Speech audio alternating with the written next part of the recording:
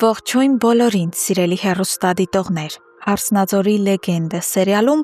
ճշմարտության պահը վերջապես հասունանում է և այսօրվա դրվագը խոստանում է լինել ամենաբեկումնայիններից մեկը։ Մենք երկար էինք սպասում այս խոսակցությանը և ահա Սոնան վերջապես խախտում է լռությունը։ Նա այլևս չի կարող կրել կասկածի ծանր բեռը և որոշում է ուղիղ առճակատման գնալ Վրամի հետ։ Սոնան նայում է ամուսնու աչքերի մեջ և տալիս է այն հարցերը, որոնք քայքայում են նրա հոգին։ Արդյոք դու ես սպանել Վարոյին։ Արդյոք դու ես եղել այն մարդը, ով դաժանաբար ծեծել է Միքոյին։ Վրամի արձագանքը միանգամայն անսպասելի է։ Նա ոչ թե բարկանում է, այլ ընկնում է իսկական շոկի մեջ։ Նրա համար անհասկանալի է, թե ինչպես կարող էր իր հարազատ կինը, ում հետ նա կիսում է իր կյանքը, իրեն վերագրել նման ստոր արարքներ, մարդասպանություն և դաժանություն։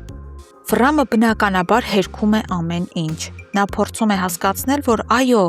ինքը դեմ է Հայկին, բայց մարդասպան չէ։ Սակայն Սոնան լսում է, բայց չի լսում։ Նրա վստահությունն այնքան է խարխլված, որ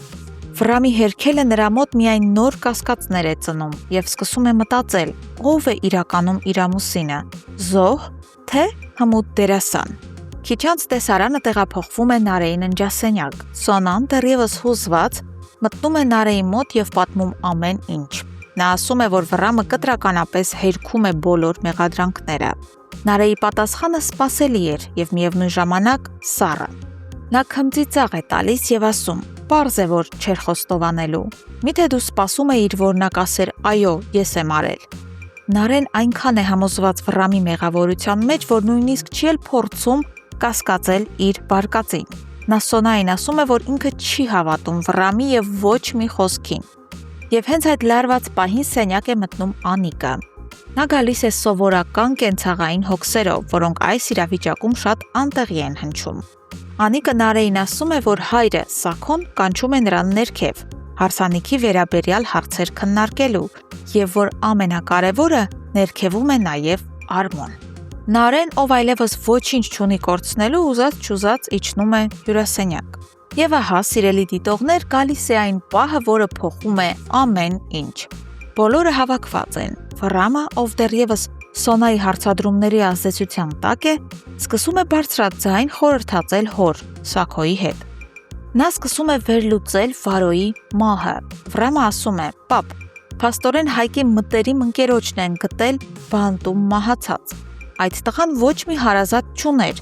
ոչ ոքին վատություն չէր արել, բացի Հայկին օգնելուց։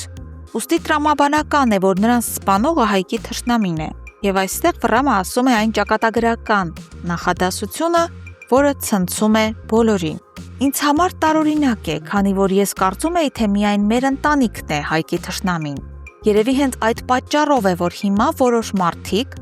ակնարկելով Սոնային, կարծում են, թե ես կամ դու ենք դրա հետևում կանգնած»։ Այս պահին Նարեի գլխում կարծես կայծակ է խփում։ Նա նայում է եղբորը և հասկանում է ճշմարտությունը։ Վրամի անկեղծ զարմանքը, նրա տրամաբանական վերլուծությունը ապացուցում են, որ նա կապ չունի սպանության հետ։ Եթե Վրամը սպանած լիներ, նա կլռեր, կփորձեր թաղել այդ թեման, այլ ոչ թե կքննարկեր այն բոլորի ներկայությամբ, փնտրելով իրական մեղավորին։ Նարեն դանդաղ հայացքը տեղափոխում է Արմոյի վրա։ Նա տեսնում է Արմոյի դեմքը և վերջապես հասկանում է խաղը։ Նա հասկանում է, որ Արմոն է սպանել Վարոյին կամ կազմակերպել այն, և հենց Արմոն է ստիպել իրեն հավատալ, որ Վրամն է մեղավորը։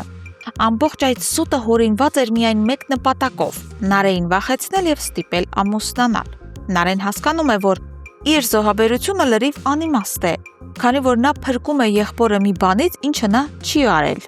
Սիրելի հետևորդներ, սա շրջադարձային պահ է։ Նարեն արդեն գիտի ճշմարտությունը։ Ինչ եք կարծում, կկարողանա նա հենց այդ պահին բացահայտել Արմոյին բոլորի ներկայությամբ։ Արդյոք նա կչեղարկի հարսանիքը, իմանալով, որ իր ամուսնությունը հիմնված է ստի վրա, և ամենակարևորը,